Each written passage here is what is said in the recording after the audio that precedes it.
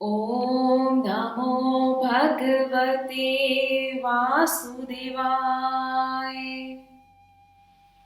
जय श्री कृष्णा, जय सच्चे की। स्वागत करती हूँ आप सबका और उम्मीद करती हूँ कि आप सब अपने घरों में बहुत अच्छे से होंगे, स्वस्थ होंगे और थोड़ी थोड़ी पूजा पाठ जरूर कर रहे होंगे। भाई ये अधिक मास चल रहा है, जैसा कि हम सबको पता है कि इस पावन बेला में हर तरफ कुछ ना कुछ अनुष्ठान जरूर चल रहे हैं। कोई मौन रहकर अपनी साधना साध रहा है, तो कोई जप तप में लगे हुए हैं, कोई दान और छोटे अनुष्ठान करके अपने आप को इस पथ पर आगे बढ़ा रहे हैं, तो कोई गीता, भागवत और अलग अलग अनुष्ठान करके इस समय को सदुपयोग कर रहे हैं। तो और इसी महीने में आने वाली एकादशी का भी बहुत महत्व हो जाता है। कैसे? क्योंकि ये पुरुषोत्तम मास है। अधिक मास को ही हम सब पुरुषोत्तम मास भी के नाम से भी जानते हैं। और पुरुषोत्तम मास प्रभु विष्णु का महीना है, प्रभु विष्णु को समर्पित ये महीना है। और एकादशी का दिन भी ऐसे ही होता है कि जब हम उस दिन प्रभु विष्णु को ही पुकारते हैं, उन्हीं के लिए जप तप करते हैं। तो इसी दृष्टि से इस माह में पड़ने वाली एकादशी का भी अपना महत्व बढ़ जाता है। क्योंकि एक अधिक मास के बहुत कम दिन रह गए हैं और इस समय आने वाली एकादशी पे जरूर जप तप करिए, छोटे छोटे अनुष्ठान, कोई अनुष्ठान जरूर करें, ताकि ये जाते जाते महीना हम सबको बहुत सारा आशीर्वाद देता हुआ जाए। तो चलिए मिलकर जानते हैं जो इस महीने आने वाली आखिरी एकादशी है, इस अधिक मास की जो आखिरी एकादशी है वो कब पड़ रही है, उसका मुहूर्त क्या है, उसमें क्या ऐसी विशेष बात है और उसकी पूजा विधि मंत्र सब कुछ डिटेल से जानते हैं। तो चलिए मिलकर समझते हैं।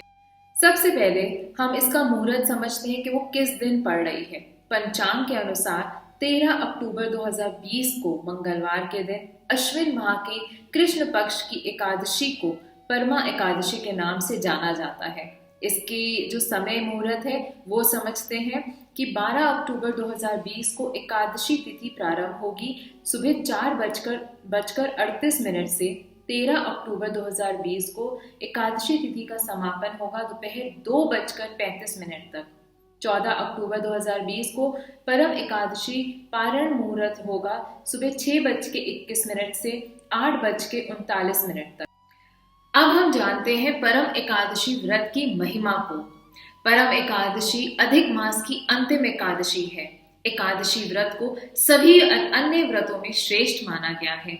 मान्यता है कि परम एकादशी पर विधि पूर्वक श्रद्धा भाव से प्रभु विष्णु की अगर हम आराधना, पूजा, कोई अनुष्ठान, उनके निमित्त कोई व्रत रख लें, एकादशी का व्रत रख लें, तो उसकी अपनी महिमा है और प्रभु विष्णु से हम आशीर्वाद बहुत सरलता पूर्वक प्राप्त कर सकते हैं। यह एकादशी परम दुर्लभ सिद्धियों को प्रदान करने वाली है, इसीलिए इसे परम एकादशी के नाम से जाना जाता है।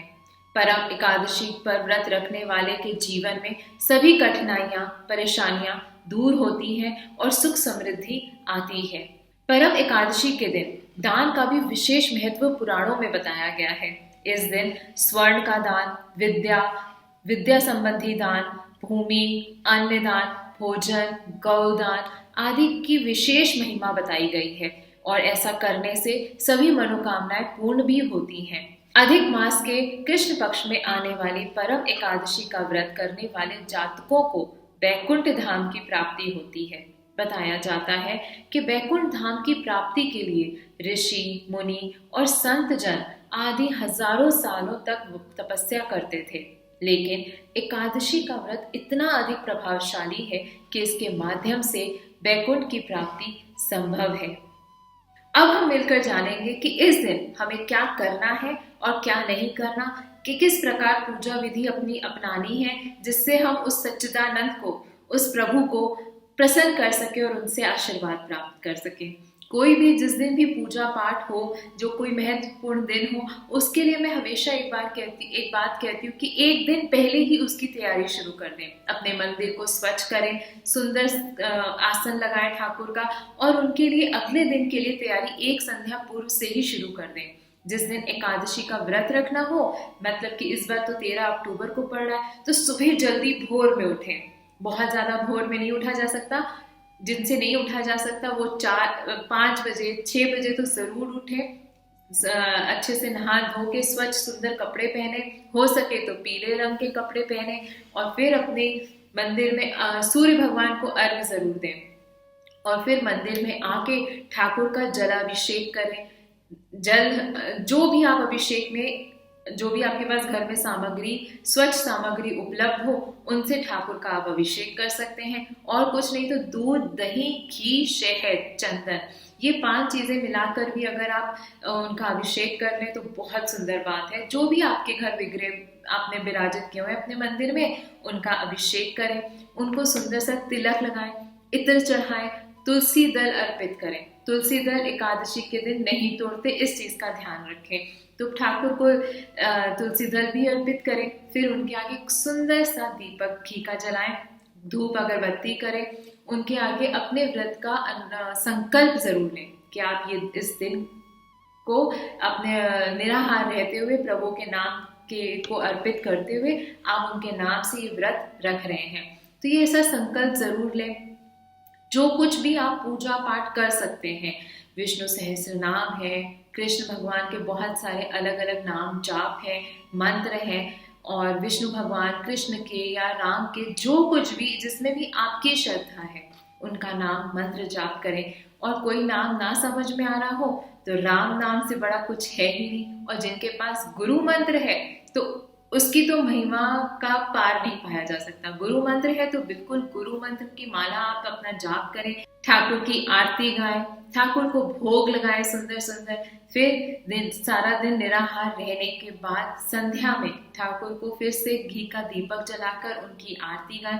कुछ पूजा अर्चना कर सकें तो करिएगा, नहीं तो कोशिश करिएगा दिन भर कुछ भी आप कर रहे हो, कुछ भी कर रहे हो, घर के अपने काम कर रहे हो, ऑफिस के कर रहे हो, दुकान पे जा रहे हो, कहीं पे भी अंदर कोई एक मंत्र आपका चलता रहे, कोई नाम चलता रहे, ऐसी एक छोटी सी प्रैक्टिस शुरू करिए। इसका क्या असर आएगा आपको खुद भी नहीं पता चलेगा, लेकिन मैं विश्वास से कहती हूँ कि इसका बहुत सुंदर परिणाम आप अपने जीवन में देखेंगे कि अगर आप अंदर सतत जानकर या अनजाने में अंदर एक नाम चलता रहे, चाहे आप कुछ भी काम कर रहे हो। तो एकादशी के दिन तो सुंदर हरि का नाम आप जपते रहे, संध्या में तुलसी जी के आगे दीपक जलाएं। रात्रि के जागरण का भी विशेष महत्व है। अगर कोशिश कर सके, थोड़ा सा हो सके, तो वैसे भी कई लोग तो 2-2, 3-3 बजे तक ऐसे ही जागते हैं, तो क्यों नहीं अपनी उस क्रिया को एक यात्रा बना लें। कर तो रहे ही हैं, यूट्यूब पे बैठे हैं, गूगल पे बैठे हैं, फेसबुक पे बैठे हैं, सोशल मीडिया पे हम लोग बैठते हैं और टाइम खराब करते हैं। क्यों ना उस दिन की ऊर्जा को संजो कर अपने भविष्य के लिए इस्तेमाल कर सकें, ताकि ठाकुर हमसे भी प्रेम करें और हमें भी बहुत सारा आशीर्वाद और प्रेम दे। जो लोग व्रत नहीं कर सकते, जिन्होंने दवाइयाँ खानी है, जिनकी तबीयत अलाउ नहीं करती है, वो अपना मन छोटा ना करें। ठीक है, कोई बात नहीं, नहीं रख सकते, लेकिन जो कर सकते हैं उसे नजरअंदाज ना करें। उसके लिए तो थोड़ा कठोर तप करना चाहिए। जो आप कर सकते हैं उसके लिए थोड़ा सा कंफर्ट छोड़ते हुए अपनी पूजा पाठ में आगे बढ़कर थोड़ा सा एक्स्ट्रा उस दिन जरूर करें।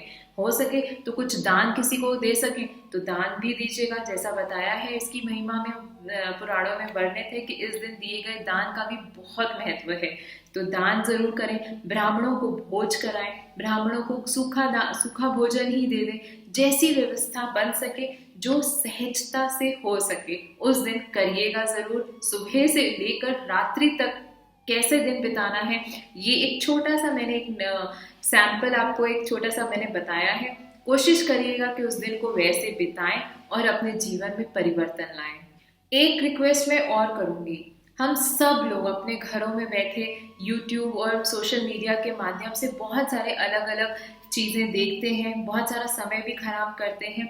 एक रिक्वेस्ट करूंगी, एक आदत छोटी सी डेवलप करें कि कुछ पल, मैं 1 घंटा 2 घंटे की भी बात नहीं कर रही, कुछ पल, अगर जो लोग करते हैं उनको तो बहुत प्रणाम मेरा, और जो नहीं करते उन लोगों के लिए कहूँगी, स्पेशली मेरे युवा फ्रेंड्स लोगों को, कि कुछ पल दिन के अपने YouTube में, अपने सोशल मीडिया कहीं से भी कोई एक भागवत की कोई कथा जो संत लोग गाते हैं या रामायण की कथा, कुछ कथा वार्ता जरूर सुने।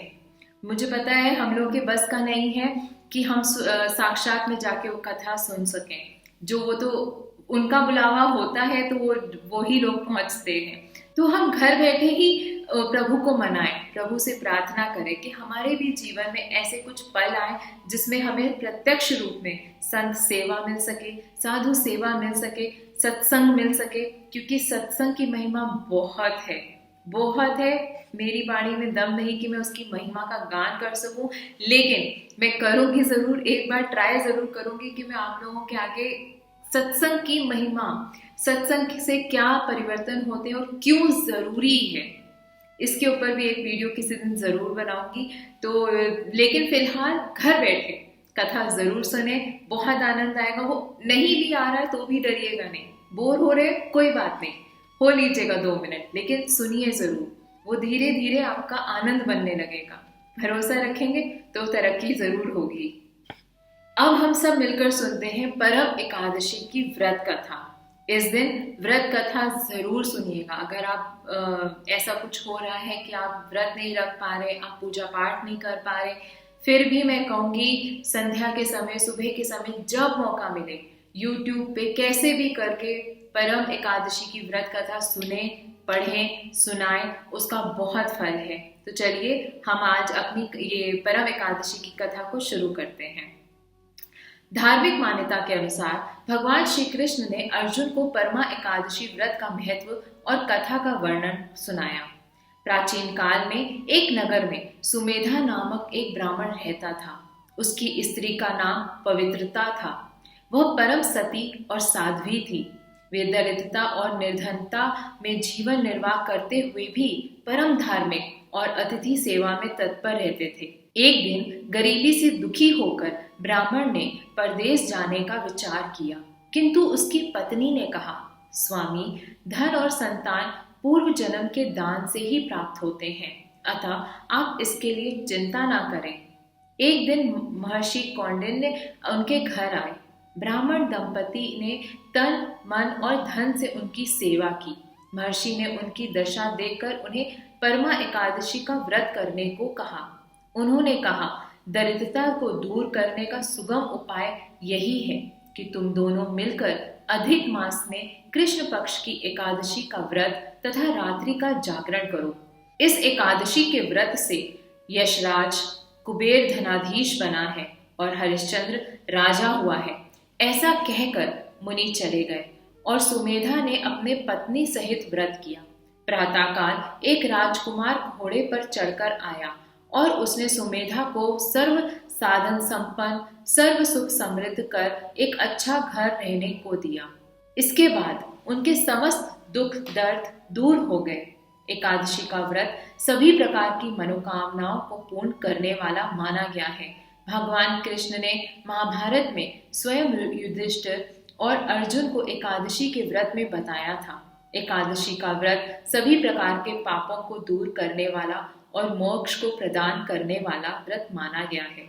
बोलिए एकादशी व्रत की जय, विष्णु भगवान की जय, तुलसी मैया की जय, यमुना रस रानी की जय।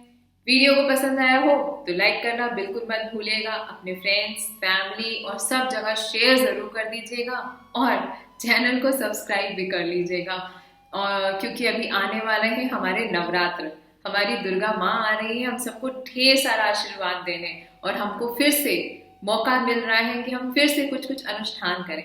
तो अगली वीडियो दुर्गा माँ के लिए होगी, तो उन वीडियो से जुड़े रहिएगा। और हाँ, अगर आपको भी किसी विषय पे कोई आपके मन में जिज्ञासा हो कि इस विषय पे वीडियो बने या कुछ आपके मन में हो, तो नीचे कमेंट सेक्शन में जरूर अपना टॉपिक बताइएगा। मैं कोशिश करूंगी कि उस आपके टॉपिक पे एक अच्छा वीडियो जरूर बनाऊं। तो कमेंट करना बिल्कुल मत भूलिएगा, लाइक सब्सक्राइब शेयर भी करना बिल्कुल मत भूलिएगा और अपना ढेर सारा प्यार देते रहिएगा। जय श्री कृष्णा, जय सच्चे की।